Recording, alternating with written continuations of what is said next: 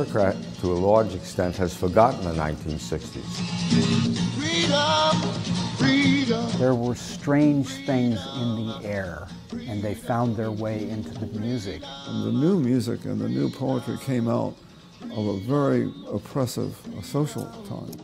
It has been such a defining decade in terms of the consciousness of people living today. It is also a moment that's often misremembered. You really felt that there was a country trying to understand itself, trying to create an identity.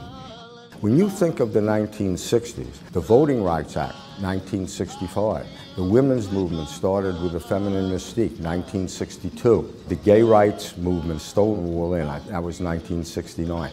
There's a 1960 in front of so much of the problems that we're dealing with today. We started to deal with them then.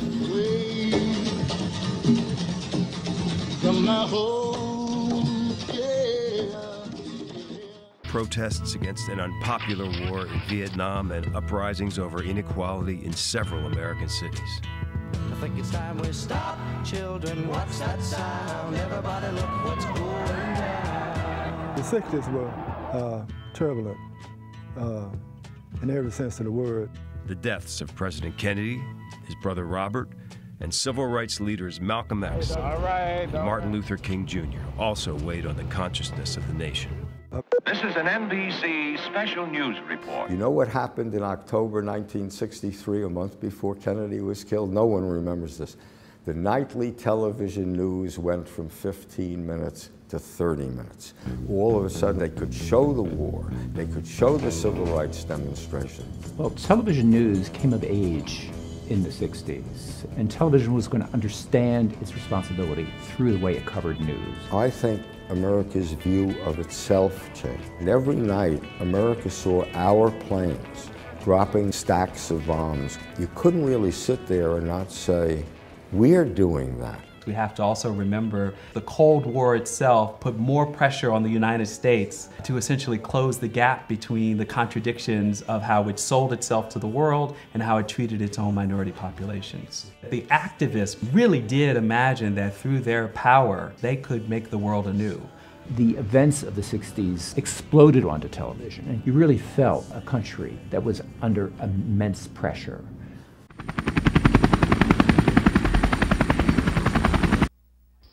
American soldiers hiking their way through the sweaty jungles of South Vietnam, searching for an elusive enemy. The temperature is almost 100 degrees, and the jungle stifles even the tiniest breeze. The going is slow. There could be a North Vietnamese regiment hiding a few yards away, and no one would see it. Nobody talks, so you start thinking. Specialist 4 Dwayne Bloor is thinking he's going to meet his fiancée in Honolulu in 2 weeks. And he will show her the silver star the general pinned on him yesterday. DeValle is the lone medic in the platoon. He's scared from the moment he gets out of the chopper to the moment it picks him up. Scared that someday he's going to get killed picking up a wounded buddy. Jorgensen just became a sergeant, but he doesn't like it. He'd rather be up walking point, where the action is. He's already got 3 Purple Hearts, so everybody calls him Hero. Today, though, it's quiet. A few bunkers uncovered, then a quick lunch, and back down the trail to the pickup zone. Just a peaceful walk in the sun.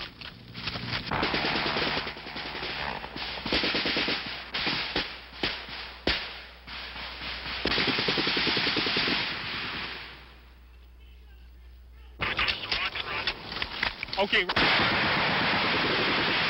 Okay, would you roll in a 270 from the smoke, approximately 100 meters away from it. I'll adjust you from there. All right, who's wounded? All right, give me some cover.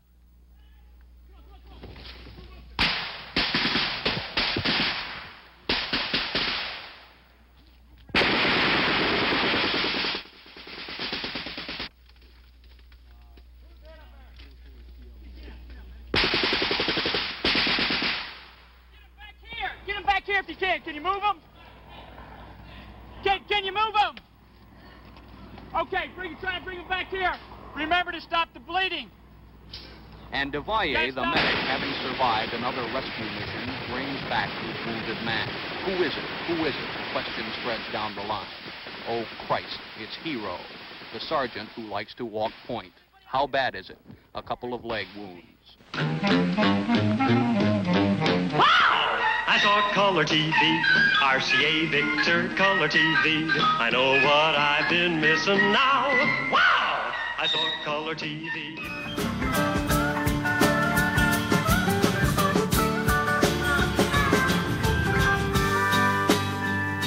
So much of this relates to music. It relates to protest songs. Well, certainly for the counterculture, the younger audience, music was the animating drive for social consciousness. There's no way of exaggerating the impact, the effect, and the intertwining of music with the great movements of the 1960s.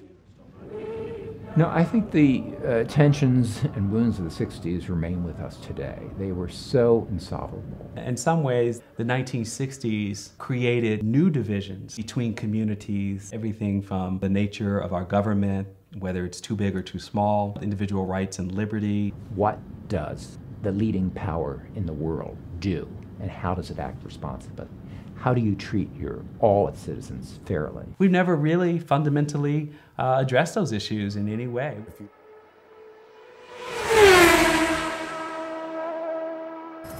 1966, Hollywood, California. The once great Hollywood dream factories that were teeming cities of technicians and artists stood empty. The audiences for the movies these studios had produced had drifted away, busy building families or lured away by television. The old studio moguls who roamed these vast empty domains were confused and uncertain, and, like the movies they were producing, largely irrelevant. This is the story of the young artists and filmmakers who stormed the gates and briefly took control of the studios, and in the process, inadvertently created the new Hollywood.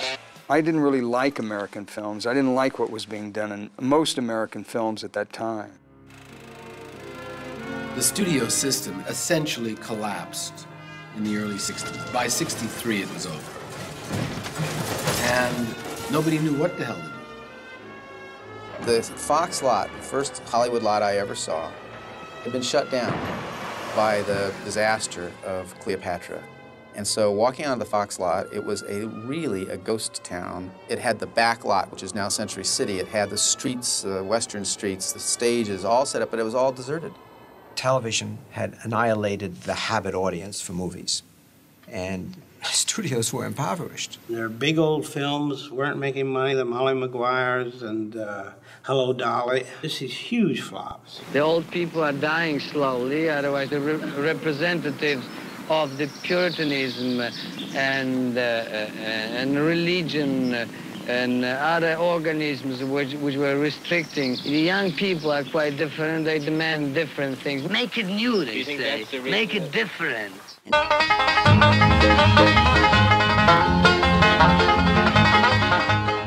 And Warren came back to New York a week later and called and said, I've read half of it, and I want to option it as soon as it's ready. And not only do I want to play the part, I want to produce the film. Beatty agreed to work for little money up front in order to convince a reluctant Jack Warner to give the script a green light. Jack Warner thought it was a terrible, he didn't like the picture at all. We went out to Jack's house. We were about to look at the film. He said, if I have to get up and pee, you know it stinks. Well, we weren't 10 minutes into the film when he got up and peed, came back. Another 10 minutes, he got up and peed. And it went like that throughout. And then finally the film ended. And he said, what the hell is this? And there was kind of quiet in the room, and then Warren said, well, you know, Jack, what it is really is an homage to the great gangster films of the wonderful Warner Brothers era. And Jack sort of bit that, and then he looked at Warren and said, what the fuck's an homage? Beatty tried to win over the old studio mogul. There was a young mogul working outside the dying studio system who was training a new generation of filmmakers in the art of the low-budget B-movie.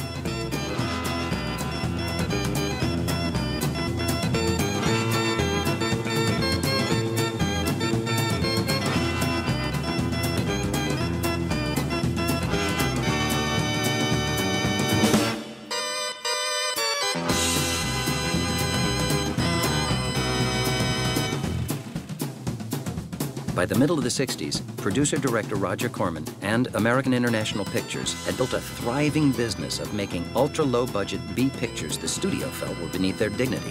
He had, in fact, become so successful, he started hiring up-and-comers who couldn't get in the studio gates. They get young talent in because they'll work for the amount of, for the salary, for no salary, practically, you know, which is the way it should be. You come in just to do the film, anything to do the film. He wasn't a brilliant director. What he did do, he was brilliant in recognizing talent in other people. So he gave people like me and Hopper, Marty Scorsese, he gave a whole bunch of really tough. Peter Bogdanovich was working on Wild Angels, second unit camera. It's great. One of Roger Corman's first protégés was a grad student just out of UCLA, Francis Ford Coppola. Francis made his debut editing Russian science fiction films, then worked as an assistant director on a racing film I was doing in Europe on the Grand Prix Formula One circuit called The Young Racers, and went on from there to Ireland to do Dementia 13, which was his first film as a director. Corman had become a prime supplier to a newly evolving audience that the studios were ignoring.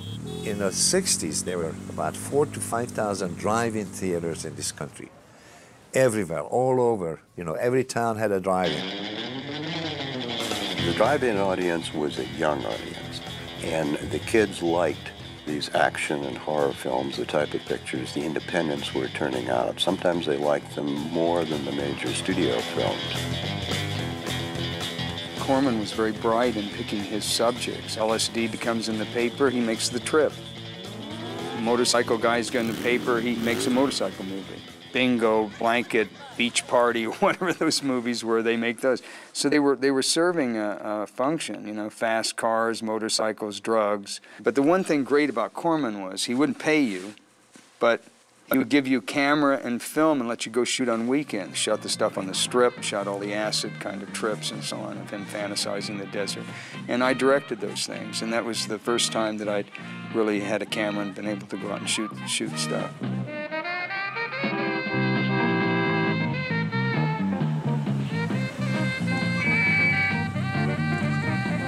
Drive-ins or the art houses. That's where you found young, hip moviegoers in the summer of '67. And that's just where Warner Brothers released that violent bank robber movie they didn't have much faith in.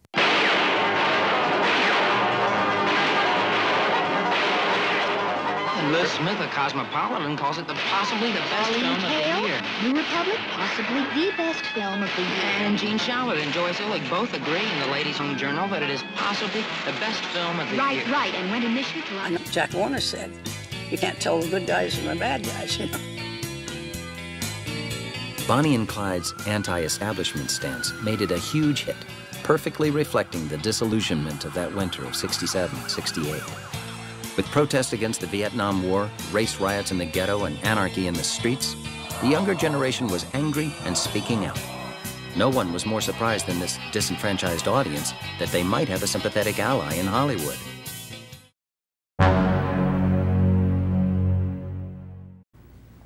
During the early 1960s, tremendous challenges took place against the rigid standards of American society. Back in the 1950s, the most radical films that challenged codes of censorship were radical only in that they used four-letter words. Words like rape or contraceptive. These were grounds for banning films in the 1950s. Now you have new filmmakers who are going to be much more fundamental in their challenges to values. Of all the years that seems to characterize the sexual revolution, it's the year 1964. It's the year of the topless bathing suit. It's the year of the first single-only weekend at hotels. It's the year of the first topless bars. Suddenly, values are shifting. The counterculture is revealing the prudery and repressiveness of American sexual values. In 1960, it was largely inconceivable that couples could cohabitate outside of marriage. By 1970, the number of couples cohabitating outside of marriage had quadrupled. A fundamental shift had occurred in American values. And at the vanguard of that shift had been the counterculture, which had viewed marriage as a trap, as a set of restraints on both women and men, and had longed for more relationships that weren't constrained by law, but were based on trust and emotion. But it meant that women were having fewer children, and they were having them later in their lives, and it meant that there was a growing period when people were single and mature and outside of a family. This was a dramatic break with the past. The MPAA, Motion Picture Association of America, would not approve Howard Hughes's film The Outlaw because it was deemed that there were too many shots that emphasized Jane Russell's bosom. Hughes was insistent that the film and Russell's chest needed to be seen, so in 1946, 5 years after the film was shot, he signed a distribution deal with a non-MPAA signatory. This was United Artists, a studio founded by actors Charlie Chaplin, Mary Pickford, and Douglas Fairbanks. This began to erode the MPAA's power. Further, the Hollywood antitrust case of 1948 declared that it was illegal for studios to own the theaters as well, prying the door open even more for exhibitors to pick and choose what movies they wanted to show, no matter if they had the MPAA's approval or not. Next, in 1952, the Supreme Court reversed their 1915 decision by saying that expression by means of motion pictures is included within the free speech and free press guarantee of the First Amendment. That, combined with a series of films, 1955's Man with a Golden Arm, 1956's Baby Doll, and the 1960 British film Blow Up, that openly defied the MPAA's censorship ruling yet were exhibited and did quite well financially, set the stage for a complete overhaul of the MPAA's system of monitoring. Jack Valenti worked for President Lyndon B. Johnson in the White House as a special assistant to the press before he became the president of the MPAA in 1968. Thanks to his experiences and proximity to one of the greatest negotiators of the age, Valenti knew how to work with groups in order to reach a compromise. In 1968, he instituted a voluntary movie rating system because, as Valenti put it, the Hays Code had the odious smell of censorship. From 1968 to 1970, the ratings were G, general audiences, M for mature audiences, R, restricted, under 17 admitted if accompanied, and X, not admitted if under 17. In 1970, M was changed to PG, parental guidance, due to the confusing nature of the term mature audiences. As for the X rating, as you might have noticed there, it wasn't synonymous with pornography in the beginning. This didn't happen until the 1970s. The MPAA never trademarked the X rating, unlike the other ratings, and it was hijacked by the pornography industry as a means to hype up their material, often adding several X's to imply that their film was much more risque and obscene than others. In fact, several mainstream and well-regarded movies were given X ratings when they were first released, before it became strongly associated with pornography, including A Clockwork Orange and Midnight Cowboy. In 1990, this pornography association ultimately gave rise to the MPAA, abandoning the X rating in favor of a new NC-17 rating for films where those under 17 were not to be admitted.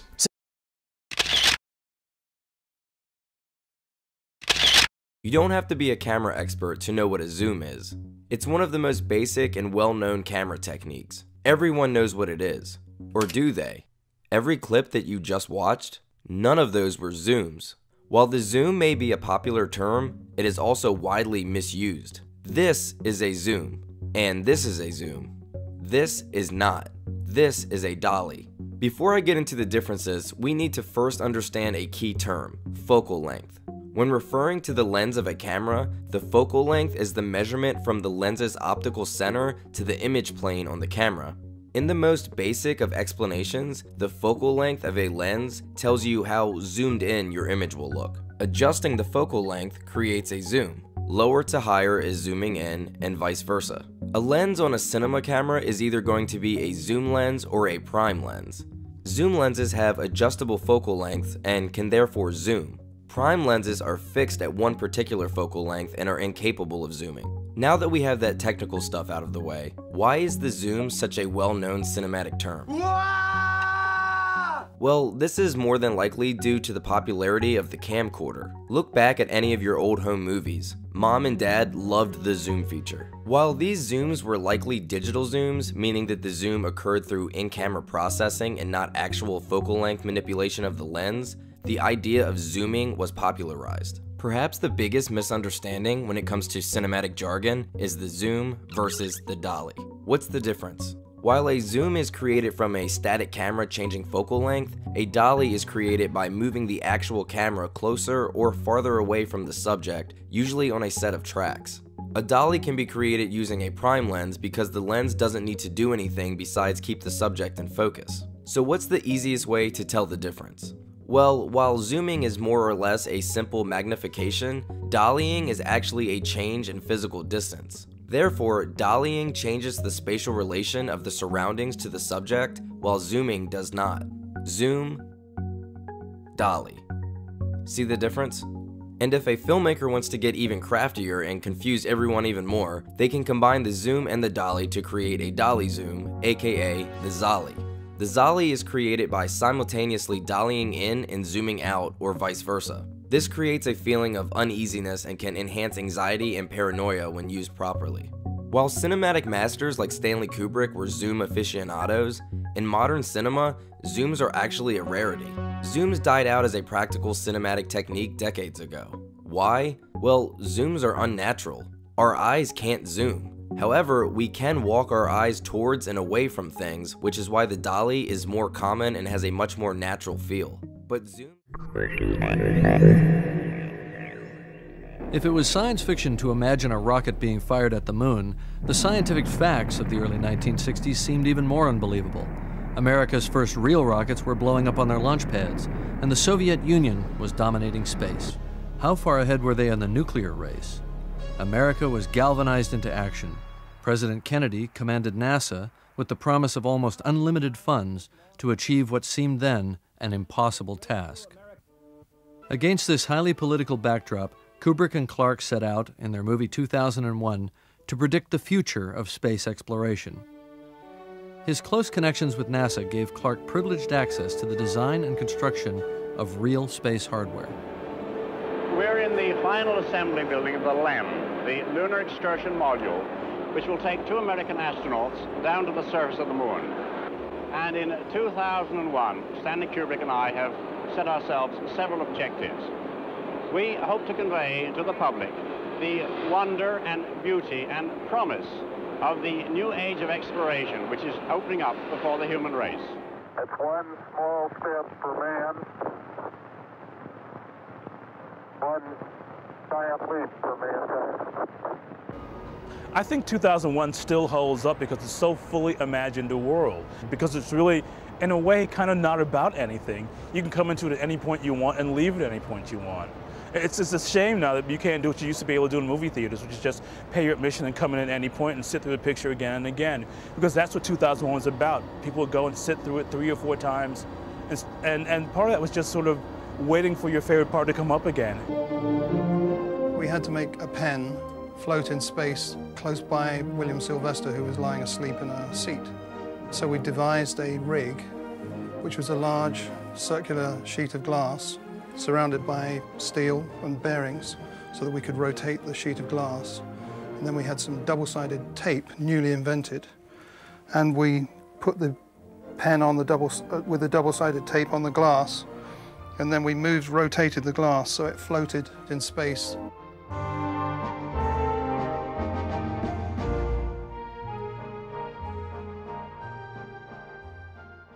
If there was a conventional way to do it, forget that and think of something else. Go 180 degrees in the opposite direction and think of something new, different, in absolutely every category of work. And it made me open up to the whole idea of what is film. When 2001 was released, it didn't play well at all. There was a big problem of relatively empty theaters. The reviews were very mixed, if not bad. About 30 days into the run, the studio was really getting ready to pull the movie and throw it away and just abandon the whole thing and say, well, nice try, but let's move on. And the story I heard was that some theater owners, operators, called into MGM and said, before you pull this movie, there's something happening here. There's a bunch of young people, they're sitting down in the front row, and there were 3 of them yesterday, there's 6 of them this morning. I know there's going to be a lot more tonight, and it kept building. There was a kind of a whole other wave of interest in the kind of psychedelic movement and people, you know, smoking a little pot before the screening, and a whole new audience started showing up in that month.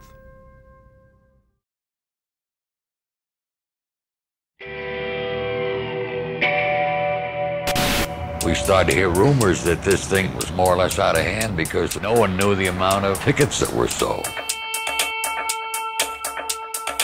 We were on the state highway and cars were stopping, and we realized that this was parking for the concert.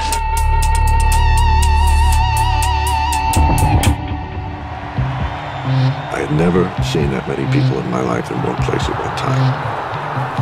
It is backed up from White Lake right back through on the quick. Everything that could possibly go wrong was happening. There was a sanitation crisis and there was a medical crisis. The governor was considering sending in the National Guard. They said it was a danger to the community, it was a danger to public health, it was a danger to any damn thing they could think of. I just kept thinking, which direction is this thing gonna go? By 1969, it really did feel like we were finally winning some kind of cultural war against the establishment. Young people were rejecting the status quo. The one thing that affected everybody was the war in Vietnam. I knew a lot of people who just felt we have to do things differently. We were looking for answers. We were looking for other people that felt the same way as we did.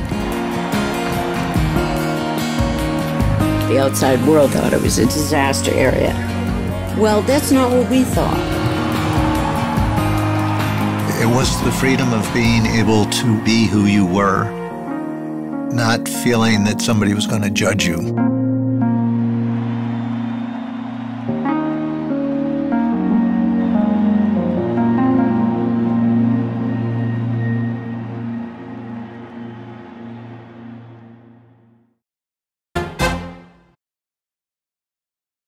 Film is a collaborative medium that requires hundreds, sometimes thousands of people to produce a film.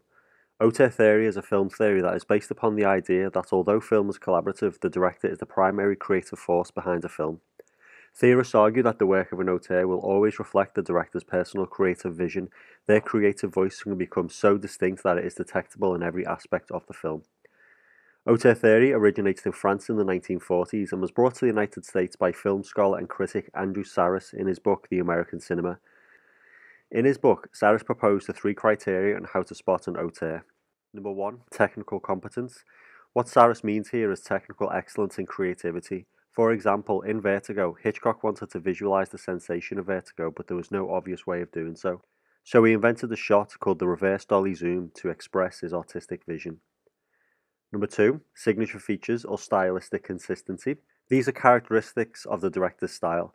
There will be stylistic and technical elements that appear in most of their oeuvre. For example, the leading ladies in all of Alfred Hitchcock's films look the same. They are all icy, duplicitous, and blonde. Number 3, interior meaning, which Sarris describes as extrapolated from the tension between a director's personality and their material. In a nutshell, interior meaning refers to the presence of a filmmaker's personality and psychology in their work. For example, the films of Ridley Scott tend to include some discussion of colonialism, the killing of father figures, strong women, and there is a strong focus on aesthetic.